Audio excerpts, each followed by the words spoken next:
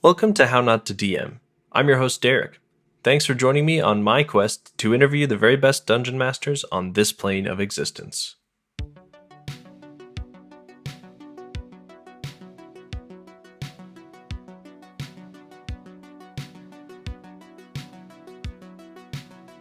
Before we get started, I need to shout out my newest patron, Mosey. Thanks so much, Mosey, for joining the fold. I know that you won't be disappointed. Thanks a ton to the rest of my patrons also for supporting the show and helping make this thing possible. If you'd like to support the show, want a shout out on my next episode, or want an inside scoop on upcoming guests, consider joining. You can find the link in my Linktree or by heading to patreon.com/HN2DM. Remember that 10% of my ad and patron money goes to support local LGBTQ+ youth via Encircle. Check out my Linktree for more information. One last thing before we get started. If you could check the episode notes, there will be a link to Fireball Forge's landing page. There you can enter your email address. I'm creating this landing page so that I can collect emails of everybody who's interested in the Too Hot one-shot, my very first publication with my friend Matthew. So go ahead and click the link and enter your email address. I'll send you a quick email just saying that I've got it, and then as soon as we are ready to launch our Kickstarter, we'll be notifying you also that you can help support us. Thank you. And now, on to this episode's guest intro. Offbeat Outlaw is best known for his quirky skits featuring the Forever DM, finally getting to play, crazy power builds, and more.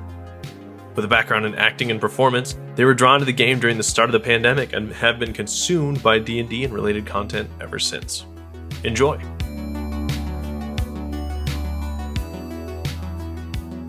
I am Offbeat Outlaw on the internet.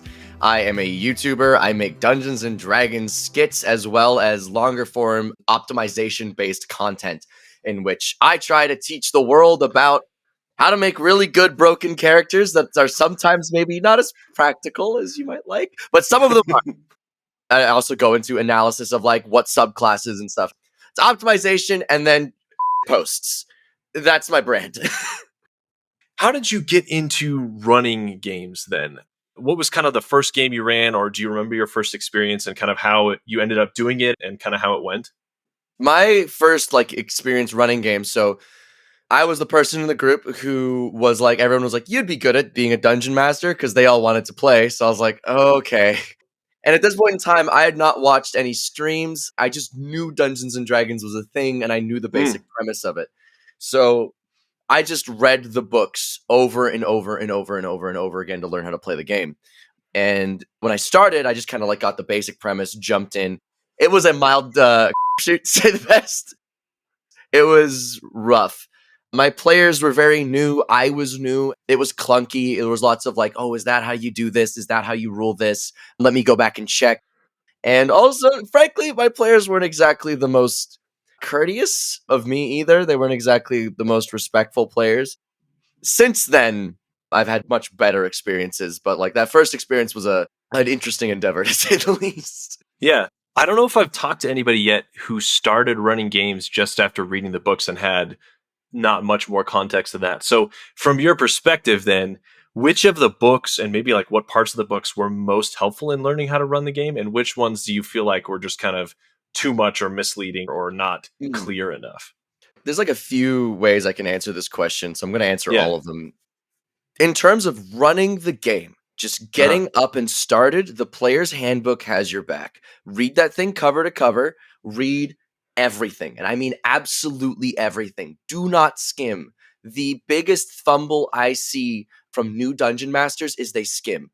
They will read parts of it and then they'll say I kind of get it, and then they'll move on. But that's where the pedigree of running games and being able to make those split-second decisions comes in, because you can immediately go, nope, I read this. I know where that comes from. And that sort of mentality is one of the best things I can recommend, is just reading through that player's handbook. It's everything. Read the classes, know their class features, know how they work. And in terms of what actually helped me get good at being a dungeon master, reading every spell section from player's handbook to Xanathar's, from Tasha's now. Reading those spells teaches you so much about how to play the game. A third of those books is dedicated to spells. Every single class, except for the barbarian and monk, has a spell casting option. The game is spells. You need to know how those spells work. I know we love our marshals. I know we love our non-spellcasters here, but you need to know those spells so that when it comes to designing your encounters, you are aware of their options. You are aware of what can come to you so that you can take advantage of it in fun ways to facilitate the fun and not just necessarily be like, whoa, whoa, whoa, whoa. What the hell is this? You're busting out this random spell on page 400 of Xanathar's that's been read exactly twice. I started improving a lot when I started reading the spell section. And then, I think most people who are interested in dungeon mastering are interested in telling stories and have lots of brilliant ideas about how to make an interesting world, how to make an interesting game. And in terms of that, I think that a lot of people get caught up on, and especially from the Dungeon Master's Guide, they get caught up on these rules. Well, not these rules, these suggestions that are saying things like, if you want to run a grimdark game, you got to do X, Y, Z. If you want to run a heroic fantasy game, you've got to do this stuff. And at the end of the day, it's your game. Whatever feels right for you will make the most fun. And as a dungeon master, I believe the job of a dungeon master is to facilitate fun. Amen. Don't get caught up on what genre you're in. Your genre is your own genre. Make whatever is fun happen. Yeah. Awesome. And honestly, I'm not surprised you said the player's handbook seemed like the most useful from the get-go. I have found very similar. Honestly, just to get started and to get going, that's really the best thing. And the more I've read high-level spells, the more I've kind of gotten better at knowing how the game works and knowing how to play in your encounters and stuff around that. Awesome advice. What do you feel like are some of the mistakes you've made while running games, and what lessons do you feel like you've learned or that other people could take away from those? Because of how I learned this game, I learned in a very removed way from RP. I learned very much the mechanics of the game first. So I design a lot of my encounters and the things in my games with mechanics first is kind of how I describe it to my players. As a result, though, I have to recognize that one of the shortcomings is it can be kind of hard to step back and just let the players do the thing that they want to do, which is dick around in the world that you made and make fun of it. And it's stepping back from that and just letting it happen in its chaos. I can do it and I'm getting better at it, but it's definitely something that took the most time, I think, for me to learn at the very least. And I'm still coming to grips with it. I'm like, oh, but the mechanics are so important. And then Danny in my Friday campaign will be like, I'm a skeleton. And I've got to, okay. So taking that step back and acknowledging that, as much as that's where I get my fun, the fun of everybody else at the table can come from so many different areas, and making that space and taking that step back to allow that space is also important. Yeah. Awesome. Do you have any memories from games that you've played, whether they be games you've streamed or recorded in some way, or games that you just shared with your friends that are really special or really fun or really ridiculous that you have to share? Oh, yes. This actually happened very recently. So my Friday campaign is a level 20 campaign. So everyone started at level 20. And how I've set it up is that everybody has 3 character sheets that they can swap between. They have to have one class that is maintained throughout the sheets, just to allow them to swap things out and tackle different scenarios without necessarily requiring levels. I give them ASIs and stuff, though. Their new skill cap is 30. They're gods. But one of my favorite things about high-level D&D is how high concept you can get and how ridiculous the problems you can present to your players.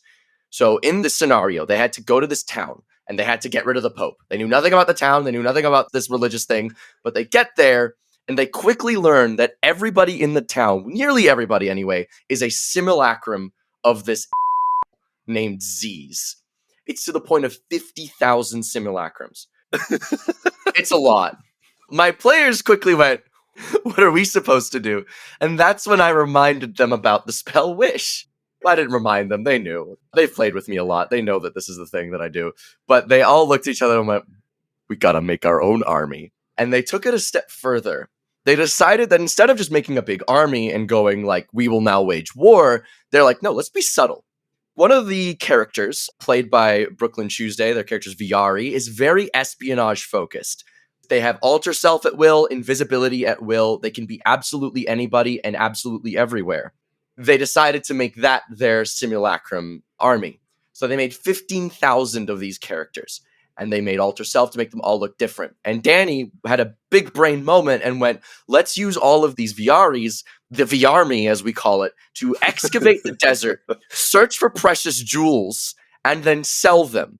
work with the nobles that they knew about in order to set up an economy that they would then use to absolutely deprive the Z's of spell components by purchasing all of them and creating a fake monopoly. And I went, that is the most ridiculous plan. I love it.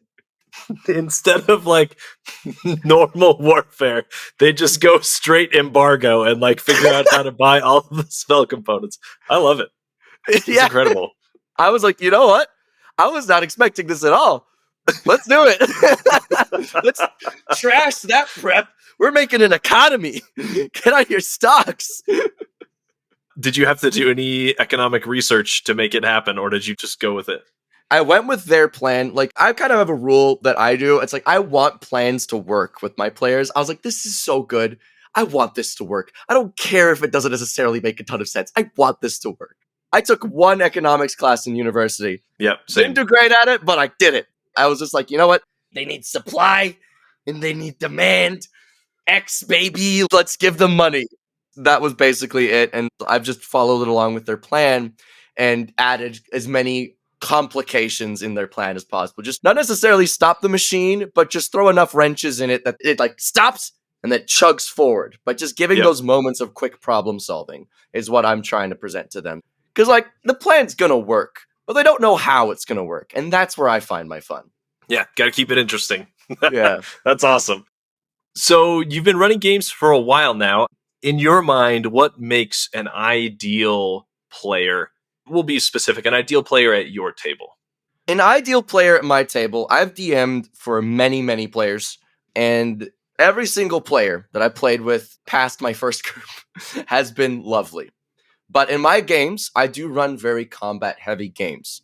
And my combats are complicated because I'm also usually running at high level because I like high-level D&D. I like level 20 a lot. I think there's so many interesting things you can do there.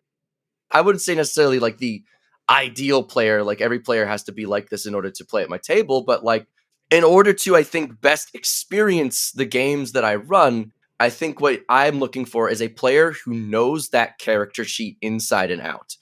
Like knows how their abilities work beyond just knowing what's there, but looking how they work together. Because it's so easy to just look at your character sheet and be like, I've got a bunch of these features, don't necessarily know how they work together. But what I'm looking for is somebody who's going like, okay, I am a Blade Singer level 13, Warlock 4, Fighter 3. I need to make sure that I keep my reaction ready so that if in case someone hits me, I can up my armor class to 28 using bait and switch as in combination with shield. But just in case, it would be more important to shut down with a counterspell with that reaction. So I'm going to wait and make sure the spellcasters are all checked off first. Set up with bonus action Spirit Shroud, I can make this many attacks in an action, roll, damage, and then just speed through those turns. Mm-hmm. Knowing that character sheet is very important in the games that I run. But in terms of like outside of combat, in terms of RP stuff, the ideal player I'm looking for is somebody who's just willing to participate, not necessarily start stuff, because I can always find players who start things. Like in my Friday game, I've got 4 players. I've got Brooke, I've got Danny, I've got Patrick, and I've got Amelia. Now, these 4 people are all very different people in terms of how they interact in the world. So I've got Danny, who likes to start stuff. Brooke, who likes to stick her nose where it doesn't belong. Patrick, who just likes RPing and likes being these characters and like embodying them. And Amelia, who likes being the most complicated person at the table. And it's great. But there's 2 people who start things. Amelia plays reactively to the things around them and will sometimes instigate. And Pat is more about envisioning in the world. These are all welcome RP styles at my table. And even if I got their RP styles wrong and they're just like, your arc is just making me do that, you moron. All the same, those play styles are all welcome at the table. And RP is very fuzzy. I want people to know their character sheets, but that's just me. We did a high level kind of like a mini campaign, my friends and I, last summer, and it's so much more complex. Like the gap between 5th level and 14th level, the amount of things you can do and like how complicated the spells are and stuff, it's just insane. And unless you know your character sheet well, your combat's going to take forever and everyone's going to be super bored. So you got to keep it moving. And now a word from How Not to DM's sponsors.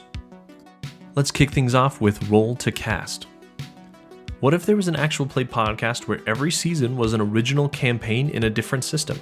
What if they invited the creators of the TTRPGs they love on the show to share their passion and insight?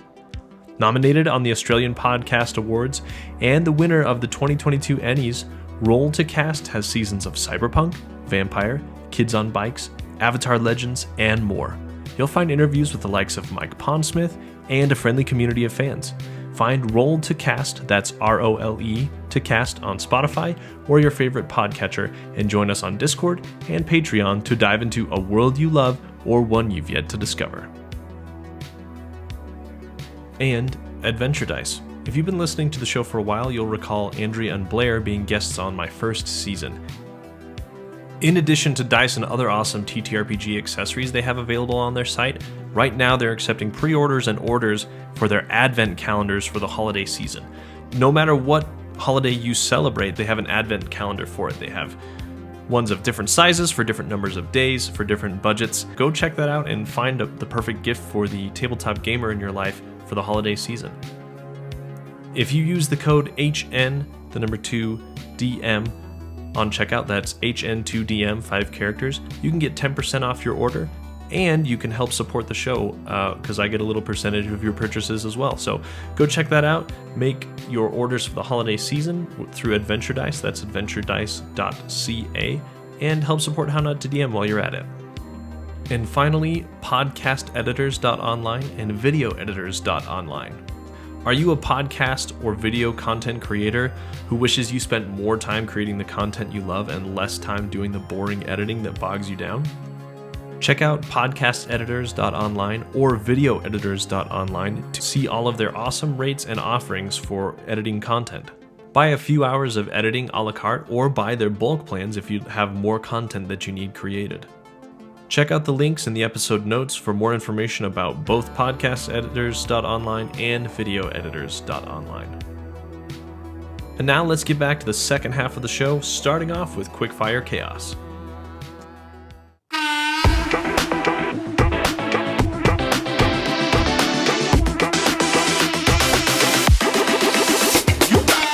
Welcome to Quickfire Chaos.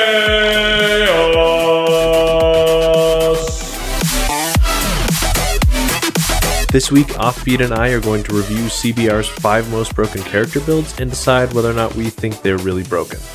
I have a little mini game that I do in the middle of episodes. I do roleplay with some people, but because you have a very niche kind of thing that you're good at, I wanted to pull up an article of the 5 most broken character builds according to CBR, and I don't think they're very broken, and I'm sure you won't either.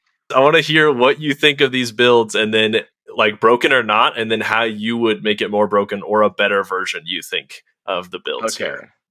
So the first one, I don't think this is incredibly broken from first blush, but I'll let you decide.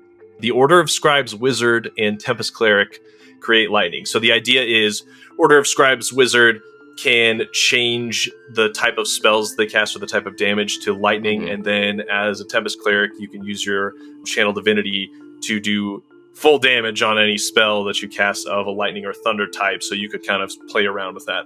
So yeah, it's a lot of damage. So they say the pros are massive damage output, minimal level investment. You just need 2 levels of Cleric to do that. But I guess you wouldn't have a ton of Channel Divinities in that case. And then strong martial abilities and full casting. All right, so what do you think? Yeah. Broken or not broken? So something that's important to note, maximizing the damage of your dice is a multiplier of 1.7. So it's not a doubling, it is a 1.7 multiplier. And depending on the spell that you are casting, that really determines the overall brokenness of this. Broken is a really hard thing to assess. This to me just looks like, oh, someone multi-classed once. Right. No, that's exactly what I was thinking. This is one thing. This is a thing. Bada boom, bada bing. Would you look at that? It's a multi-class. I did make a build that tried to take advantage of this as much as possible to make the biggest fireball, and it was like a lightning ball thing. But I would hardly call it broken. Like, it's okay. It's interesting. It's cool. I would definitely say play this because it's a lot of fun. I've played a build like this, and it's really fun. Wasn't broken, though. Like, it wasn't to the point where it was taking away from everybody else at the table. It wasn't, like, absurd. Yeah, this definitely isn't 5 most broken character builds, I would say. This is looking like basics. When you said, oh wow, someone multiclass, that's exactly what I said to myself when I was reading. I was like, so they figured like one combo? Okay, cool. They read like page 226 of the player's handbook? Okay. That's good. Congrats. All right, moving on to the next one. Fighter Hexblade Crossbow Specialist can output ludicrous damage. That's their tagline here. Okay, Hexblade Warlock is more martially themed, designed around using weapons with its charisma stat. It can seem an unusual multiclass with fighter, but higher levels the build can output an eye-watering level of damage. The Hexblade gets a number of buffs that increase damage on each individual attack, while the fighter makes more attacks than any other class. Okay, so they're saying by stacking Hex and Hexblade's Curse, you can add a d6 plus your proficiency in damage to each hit. With 11 levels in Fighter, the Crossbow Expert feat, and Hand Crossbow feat, they can apply that damage to 4 attacks on most turns, devastating most foes. So I'm looking at this and I'm going, well, they're not using Sharpshooter, which is the reason why you do Hand Crossbow. That's the gimmick, kind of like the bread and butter, like baby's first power build, is everybody goes Hand Crossbow, Crossbow Expert, Sharpshooter. It's really good. It's a really solid build. There's no real downside to it. But they're not taking that. Yeah. I'm also noticing that there are 11 levels in Fighter and the Crossbow Expert feat. You can get more levels in Warlock. I don't see why you aren't using Spirit Shroud at this point. Spirit Shroud can upcast. Spirit Shroud can do even more damage. There's no mention of Action Surge either. And this isn't even the only way to get a build that can do ludicrous amounts of damage in this way. Gloomstalker, Ranger plus Fighter also works very similarly and can make even more attacks. Yep. And also just a little inaccuracy here. Fighter makes more attacks than any other class. That's not true. An attack is any time that you roll the d20 to see if you hit. The class that can make the most attacks in a turn is a wizard with Scorching Ray. With a 9th level Scorching Ray, they can make 10. I think that ties with the Fighter.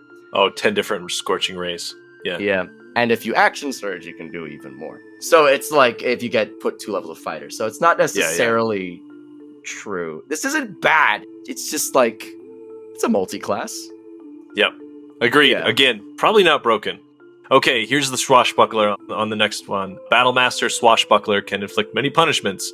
Battlemaster Fighter, multi-class with Swashbuckler Rogue, Cunning Action, ability to sneak attack, maneuvers of Battlemaster, and more esoteric abilities of the Swashbuckler. This combo gives player plenty of options without any appreciable loss in combat effectiveness.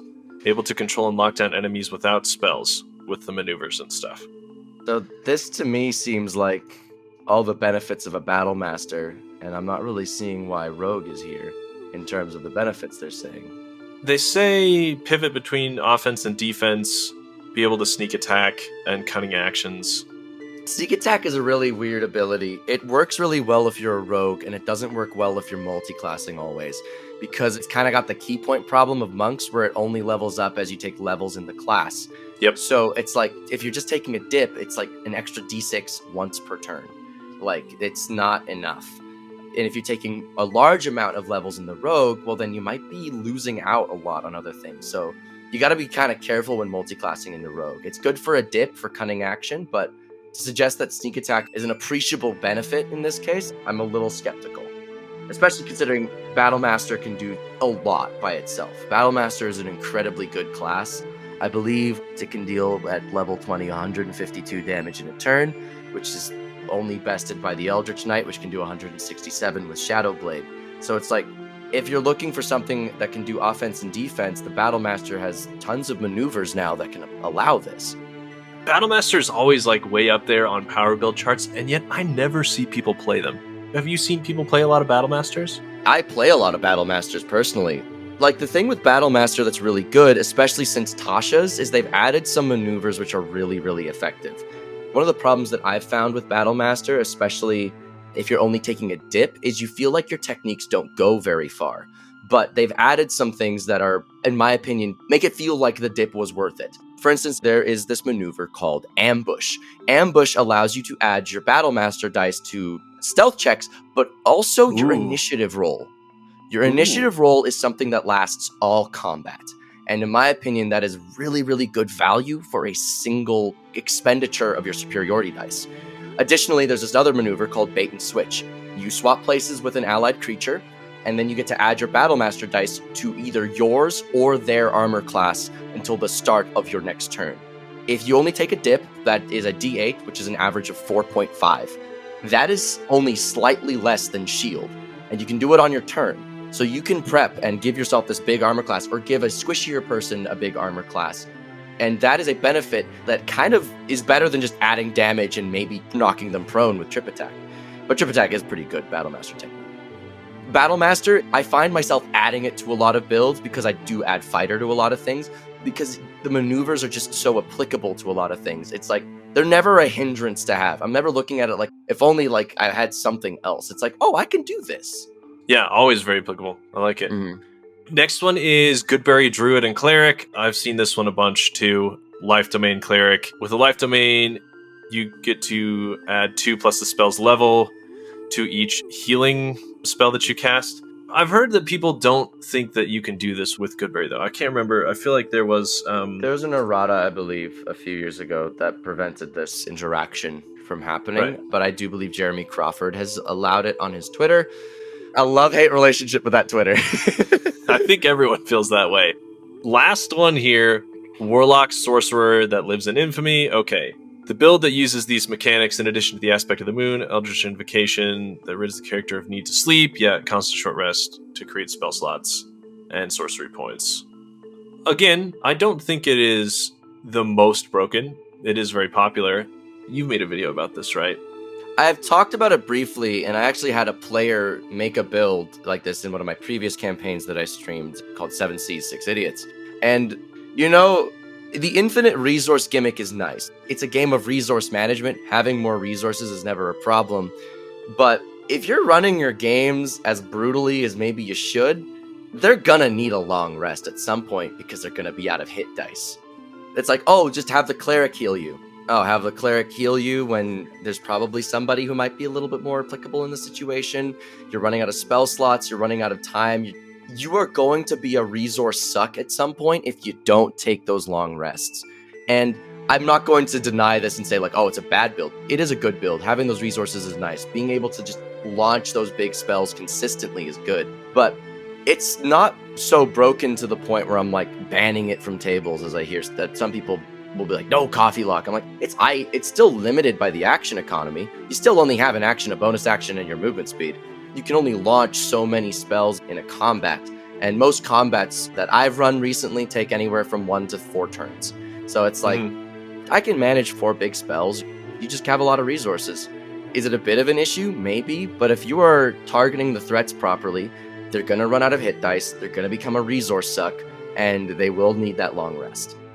Yeah. Something that's funny that I think people have really started to move away from, but it causes this problem, is I don't think a lot of DMs run the 6 to 8 encounters a day kind of thing. You know, most people I talk to, it's like maybe 1 or 2 combats per long rest.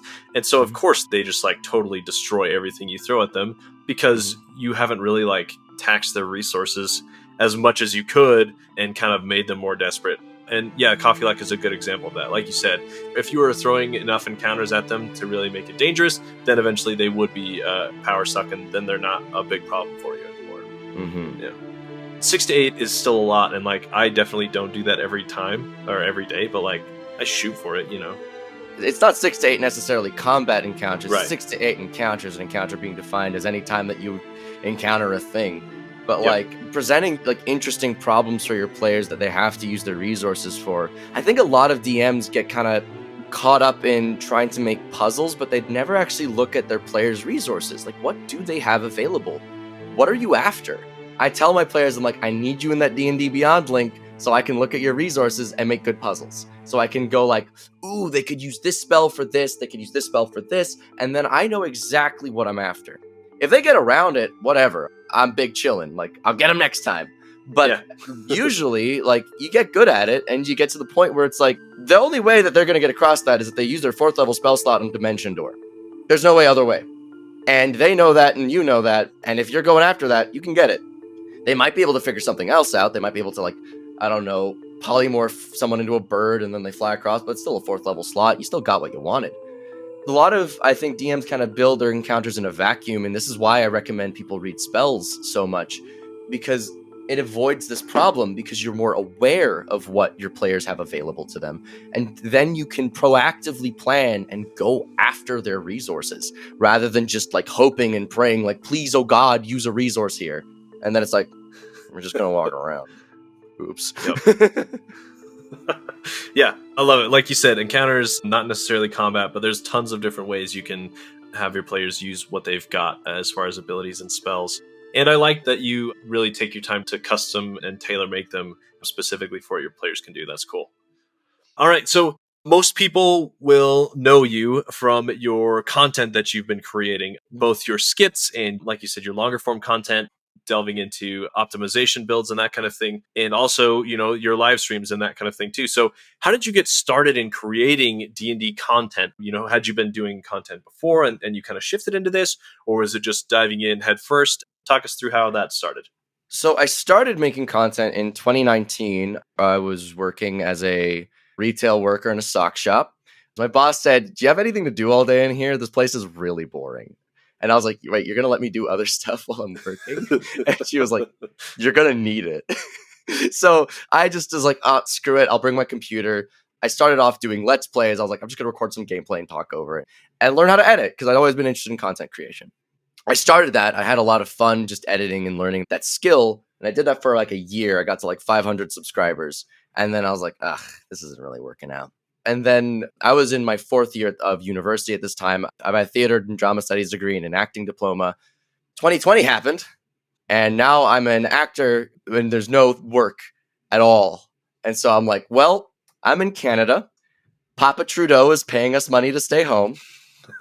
Must be nice. It was a good time. I'm not gonna lie. I slam dunked on my American friends. I was like, you should have. You should have. But I was like, okay. My friends all started on TikTok, and I was like, well, let's give it a try. And I started just making videos and just trying things out.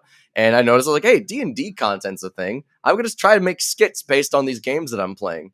And those videos were doing the best out of the ones that were performing. Notably at the time, like I think it got to like 1,000 views, and it was like that was just the start. And I just kept making those skits, kept making those skits on TikTok and building there. And then eventually I was just like, I got to a large number and I was like, well, I should take these people to a place where I can make money. I can't make money off of TikTok. TikTok doesn't pay Canadians. And so... Really? I didn't know that. I have not made a single dime off of TikTok. Really? I've not made a cent. That's Nothing tough. I do on TikTok matters. I post on there as a courtesy. Go to my YouTube. But I took them to YouTube, and that's where I started making content there. And then it started doing well, and now it's my job. And I have a Patreon as well to help continuously support. And I just started making skits there on YouTube, and then I started going into more longer form content because that's also like skits are great, but also I need more content. I need to diversify my content. I don't want to just make skits. I have all these opinions about D&D and about running games and about game design. I want to be able to tell people about them. So I started making those videos as well. And the power build thing just happened by fluke. Because I was talking with my buddy, one of my moderators, one of my best friend from high school as well. He goes by Ballad Boy online. And I went like, why do you think the people who watch my content like my content? And he goes, they like the wacky stuff that they don't know about. They like the information presented in the skit. And I went, okay, time to teach people how to make crazy builds like I think of. And that was where the power building thing started. And then from there, it just kind of grew and I got better at it. And I read more and I learned more and I got better at it. And it was a process in 2020. It took a lot of time, but now I'm running out of ideas for builds. I'm running out of things to optimize for. I do have one down the pipe. I got to 1,367 damage. I'm going to present it. We're going to make that video soon. It was that slow process of just making stuff that I enjoyed. And making content is a slow process. Everyone can see the success, but I've just described a journey that started in 2019. It's 2022 now. That was a long process of me learning editing, learning content. I studied acting for 4 years. I consider that a part of my journey. I consider that a part of like my journey to being an entertainer, learning how to speak, learning how to talk to people, learning all of these skills that just take time. It's a thing that you can do. I think the easiest way to do it is just start and be consistent. And it's just acknowledge that it's a time sink. You'll get there as long as you're consistent. Yeah, quite the grind. The thing I think I saw first was your Forever DM series. That's kind of like a lot of the wackiness that you're describing. That's really where I started noticing it. So, how did that start? How did you decide on the scarf and the pink Nike headband? And are your own games similar to this at all? Like, is there any kind of grain of truth in there? Or is it all just, Or is it all fake? yeah. Is the funny man a liar? That's not what I mean. Do you pull inspiration from any place, or do you create it yourself? Not fake. Yeah. No, I know what you're saying. So how the Forever DM started in TikTok. It started the summer of 2020.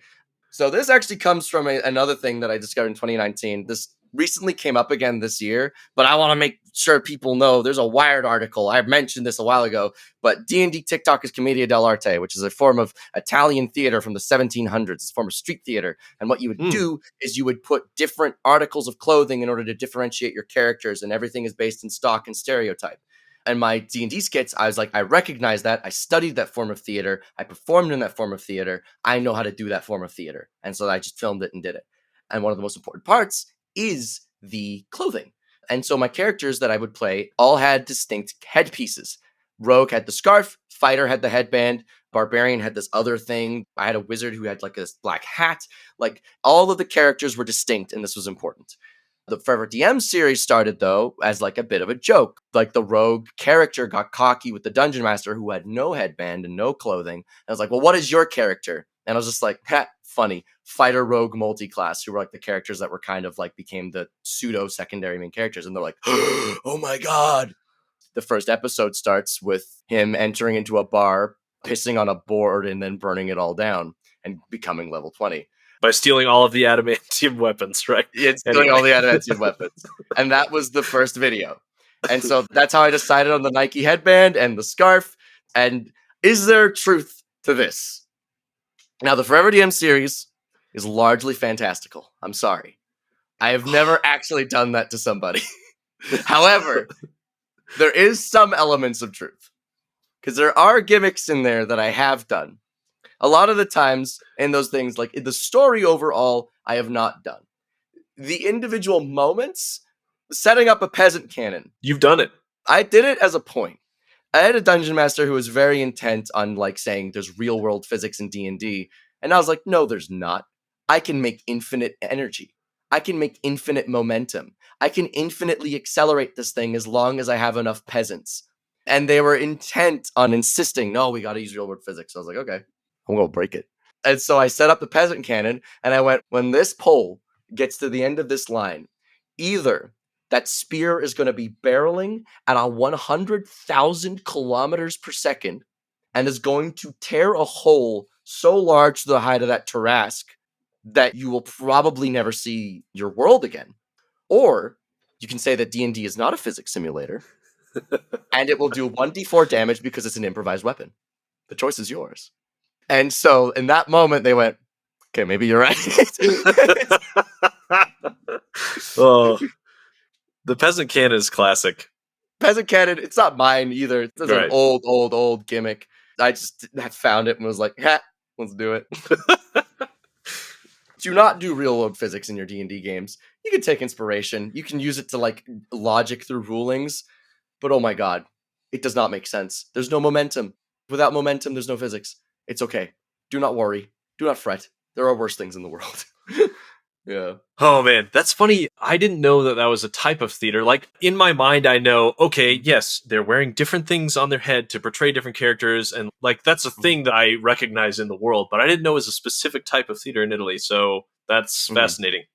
Yeah, it was largely done with masks as well, was like the original thing. So it was largely based on like swap masks. Yeah. Makes sense. Cool. Have you ever been kicked out of a game for power building or rule loophole shenanigans like you are so fond of finding? I have never actually been kicked out of a game. I'm very upfront about what my builds do. What I would used to do is I'd be like, all right, this is how I have fun. Sit down with me. I'm going to walk you through this. I'm going to prep you for this. I'm going to tell you how to beat it. I'm going to give you all the cards, and I want you to play them as you wish. Because I do believe that that's good faith.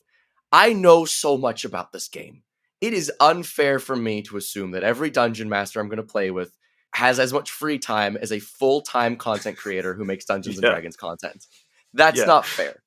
So I do go to them and I say, this is how it works. Are you okay with this? If no, I will change the build and I will play something simpler. I have never received a no. I've had DMs usually go, hell yeah, let's see this challenge.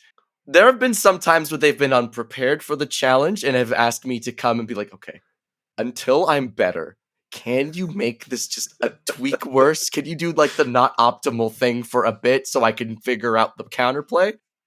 But I've never been kicked out of a game because I'm a delight.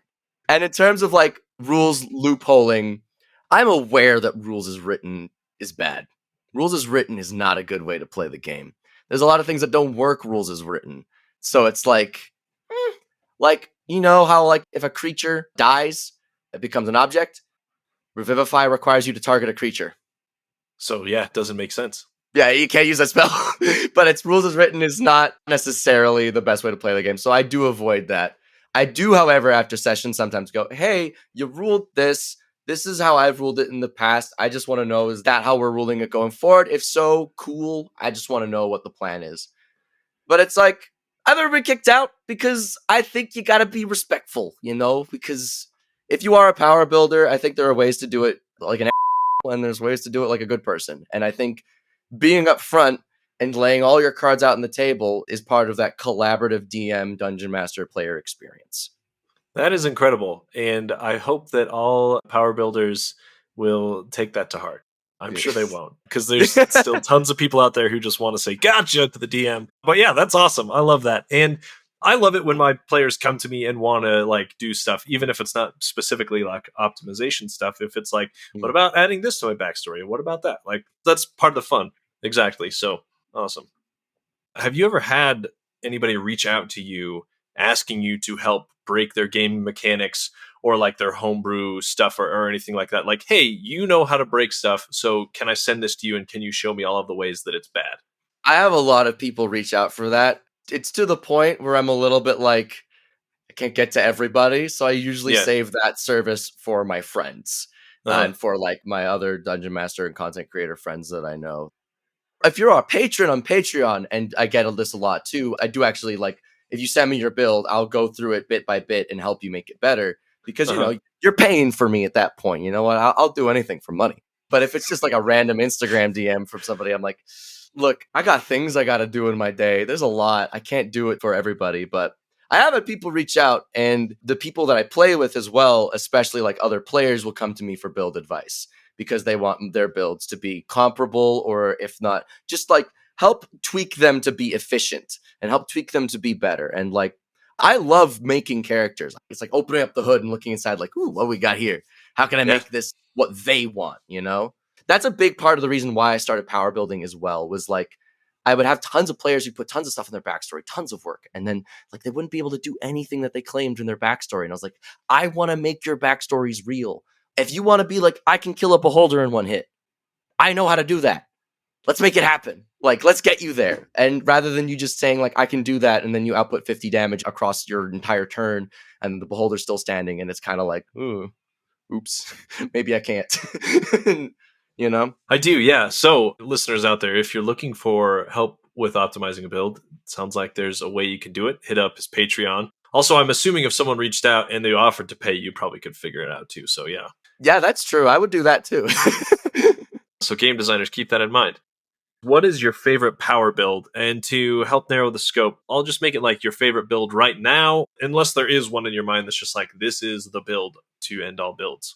I do have one. I do have my favorite build of all time. It is Bladesinger 13, Hexblade Warlock 4, Fighter 3, Battlemaster. It is so good. I go, this is the best build that I think I can ever make based on its efficiency, its damage output, its utility options, its weakness. It has weaknesses, those being its saving throws. But the saving throws that is bad, it is the wisdom save. But that's so funny. If I get dominate person, I am a weapon against my own party, which is great. But that is its one weakness, is the single wisdom save. All of its other saves are good. It has an armor class of average of 28. It has a hit point average of 130, which is a little low. But with Bladesinger's defensive options, you could be able to reduce damage based on a spell slot expended times 5. You have up to 7th level slots. That's a potential 35 damage reduction. Or another way to look at it, 35 extra hit points. So it's like, it's so effective. And its main gimmick is how the Bladesinger's extra attack works. Bladesinger's extra attack states, when you take the attack action on your turn, you can make an additional weapon attack. Additionally, you can replace one of your weapon attacks with a cantrip. If that cantrip were to be, say, Eldritch Blast from Warlock, you are now essentially acting as if you were a tier above everybody else. At tier 3, which is a level 11, you are making effectively 4 attacks in a single action. That is the equivalent of a 20th level fighter. And you're doing that every single turn. And that's because you have Eldritch Blast that you can roll 3 different attacks with at that level, right? Cantrips scale with the player level, not with the level of that specific class. So exactly. Yeah. Throw on top of that, you also now have Fighter's Action Surge. You can now make 8 attacks in a turn. Throw on top of that Spirit Shroud, and now you're dealing an extra D8 per attack. And then as you get higher and higher level in Wizard, you can get up to 7th level spell slots.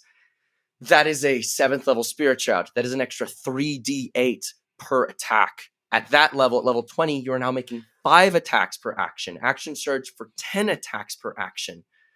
Hexblade's Curse, an extra 6 damage on top of that. You can deal up to about 320 damage in a Nova round, which is nice. And I'm saying all this, and people, if they're familiar with my concept, are like, that's not the most damage. You literally said at the beginning of this, you can do 1,300. It's enough damage. It's enough. And the thing is, you get all of this back on a short rest. You can do this again the entire day. There's no limit.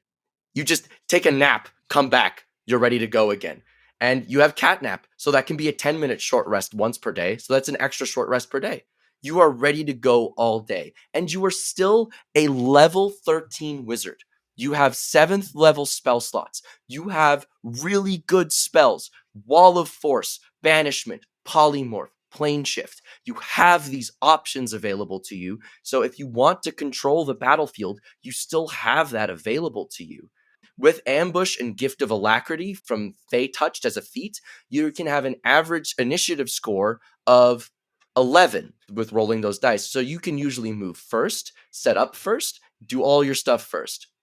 Throw on top of that, maybe, for instance, you're like, oh, this setup's too slow. You got to use so many bonus actions. That's okay. Why don't you set up contingencies? Use a 6th level spell slot to set up a 5th level Spirit Shroud. You can deal an extra 2d8 per hit. It's great, and it saves you your action economy with your bonus actions. You're ready to go in turn 1 now. It's so versatile. It's so potent. And it's relentless. It doesn't run out of resources fast enough because it gets them back. It gets its Action Surge, its Battlemaster techniques. It gets its Warlock spell slots back. Once per day, it can get that 7th level spell slot back because of Arcane Recovery. It just keeps going. I played this in a campaign. The Dungeon Master told me, go as hard as you want. And I went, okay. And I made this thing. And I went, this thing goes hard. And so I've played it in 3 separate campaigns now. And it is relentless. Every Dungeon Master I played it with went, this thing is a consistent problem. And it's never been to the point where they're like, cut it out. But it has always been like, help me get good enough to face this thing. And wisdom saves. It is wisdom saves. You kind of got to target it. It's a little annoying that you got to do it, but you have to do it. But the thing is, it's a wizard, so it's got counter spells. So you better make those wisdom save abilities and not spells, because otherwise they're not happening. Yeah, I was thinking you could also have Globe of Invulnerability at that level, and so a lot of lower level spells aren't touching you either. There's so many things you could do. Wow. That build is nuts. It is nuts. Matthew, I know you're listening to this, and no, you cannot change your fighter to a Bladesinger right now. Sorry. He's been talking to me about this. He thinks Bladesinger sounds really cool, and eventually we'll play a game where he can play one, but anyway. To wrap things up, I'd love to hear some words of advice you've got for DMs and then for content creators. So we'll do DMs first, then content creators. But yeah, if you could think of just a couple of things that you would say to DMs out there, and then a couple of things you'd say to content creators out there, whether they be seasoned or, thinking of starting out. Yeah, what advice do you have? starting DMs and for old DMs, kind of like some general advice that I think everybody could benefit from. Do not compare yourself to other dungeon masters. Do not. Straight up do not. Like, don't look at Matt Mercer. Don't look at Brendan Lee Mulligan and be like, I want to be like that. That's a bad idea. They put in so much skill and effort. Let's like if I went and started playing basketball and went, I want to be LeBron James and I'm going to aspire to be that every day. It's going to be soul crushing how bad you are. Like, yeah, it's going to be so hard. Focus on yourself. Focus on the skills that you do have. Focus on bettering those, and you will find that your games will benefit and they will feel like you. They will feel like your games, and you will be comfortable with that. I did not watch Critical Role. I watched one episode like a month ago. That was the first time I've seen Critical Role. And you know what? I'm glad I waited this long. I have developed a dungeon mastering style that is so different from what most people do, and I love it. I love how I DM my games. And I think that everybody can kind of benefit from that. And if you're looking for more specific Dungeon Master advice, read the spell lists. Read those spells. It is a third of the player's handbook is dedicated to spells. If you were in school, you would not miss out on a third of your textbook. That is a bad idea. That's a good way to fail. Read the spells. They're there for a reason. Players can have them. That's the reason. As for content creators, I actually run a 2-week course at my old college on content creation. This is the advice that I give those students, especially for like starting content creators. This advice is so generic, it hurts almost to say, but genuinely just start. Make a lot of garbage. Make bad content. Make really, really bad content. And there's no better place to make bad content than TikTok. Oh my God, it is the best place to make horrible, horrible content. There is no standards. Do you want to know what videos get millions of views? Old people trying to figure out how phones work. That stuff is gold every time. Just make tons of bad content, because a lot of people, like, I have so many ideas about how they want to make content. You don't know yourself well enough on your journey yet. You don't know what content you're going to enjoy making. You probably have an idea about what content you like to watch, but figuring out what you like to make is actually a different question with a different answer. It might be adjacent. It might be close by. I like skit videos. I make skit videos. I make skit videos that I don't think anyone else makes, though. And that's kind of the point. And that might be giving myself a little bit too much. I am generic in a sense, but I do think that making bad content to figure out what you are actually passionate about is the first step on any content creator's journey. If I was to give more advice for more seasoned people, view content creation as a bit of a craft. Practice that craft. View the parts of your craft that you're taking up the most of your time and get good at them. I got good at editing. I realized that that was taking up most of my time, so I learned it. I got good at it. And I try to get better every video I make, because that takes up my time. That is what I spend my time doing. And if you're going to spend your time doing it, it's worthwhile getting good at it. So if you're a more seasoned content creator, you're already in it, look at what you're doing. Look at what you're spending your time on. If you're spending a lot of your time filmmaking, get good at filmmaking. Get good at camera work. Learn that stuff. Learn what like the different shots are. Learn what you're good at. Get better at your craft and work on it every day. This isn't to be like you're bad if you're not doing it, but this is to say if you're at that point, awesome. There's still more to go, and it's great. Excellent. Thanks so much for sharing that advice with us. And finally, where can people find your work? What are you working on that people might be excited about that's coming up? Tell us all about that. I am Offbeat Outlaw everywhere. That is on YouTube. That is on TikTok. That is on Instagram. That is on Twitter. I got that name on lock. No one else has that name. And for stuff that I've got coming up, you can find all of my videos there. There should already be a video out now about how to do the most damage I have currently found in a single turn. And also, there's going to be more videos on my channel soon about monster design and about how to design high-level D&D encounters. I know this is coming out later, but hopefully my first video should be up, and it's about this creature called the Undreamed that me and my friend Brooklyn Tuesday designed. It is a nasty little thing. I am so excited to throw it at people because I like screwing with mechanics a lot, and it's so beautiful. Watch the video. I'm not going to spoil it. Awesome. Yeah, after watching Brooklyn's stuff, I can tell she's diabolical with some of the stuff she thinks up. And so you two together, that's a match made in Avernus. So really excited to see what that's like. We basically agreed that I am a demon and they're devils, and we are engaged in an eternal blood war. We argue all the time, but when we're a team, it's bad. Amazing. Yeah, I'll make sure to add links specifically to those videos so people can check them out. But I'm excited to see monster design stuff because I feel like that's something that I haven't seen a lot of. So that's a good little niche to find yourself there. A lot of people talk about character builds, but there's not a lot of encounter design and monster stuff out there. So that'll be cool to see. All right, excellent. Well, thanks so much for joining me, Offbeat. Been a ton of fun. It's great to chat with the person who I've watched many hours worth of ranting and raving on the screen. So always good to kind of get to know people and make friends out there. But thanks so much for joining, and really excited to see what other stuff that you make next. Excellent. Thank you. I'm excited to see how this podcast turns out.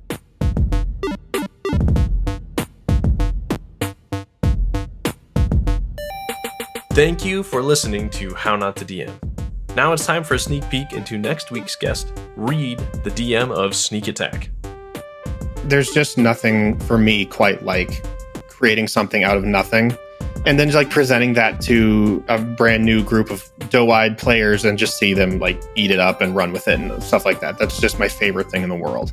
And so I feel like I've always got 3 or 4 different campaign ideas kicking around in my brain, but I know none of them are actually going to come to fruition in that regard. It's just me not being able to stop dreaming and stop wanting to create. To hear more about Reed's journey from running his first game to creating an actual play podcast with over 8 million listens to date, tune in next week. Remember to check out my Patreon if you haven't already for even more sneak peeks. Here's a friendly reminder to rate and review the show and share it with your friends and family who play TTRPGs as well. New reviews will be read out at the end of the episode as a thank you. Thank you to the team at T4C Studios, The Dragon, for help editing and producing this episode. As a reminder, if you are a content creator, either podcast or video, check out Videoeditors.online or Podcasteditors.online, as it's the same team who helps produce this show as runs those websites. Another quick reminder, if you could please to check out the episode links to enter your email into that Fireball Forge landing page so that I can keep you in touch about when I release the new game, Too Hot One Shot on Kickstarter. That'd be great. Thank you. My intro and outro music is by Danijel Zambo. The Quickfire Chaos music is by Exacat, and the Quickfire Chaos mood music that plays underneath while we're roleplaying is by Arcane Anthems. Check out the episode notes for more of their great work. And, as always, until next time, roll some nat 20s for me.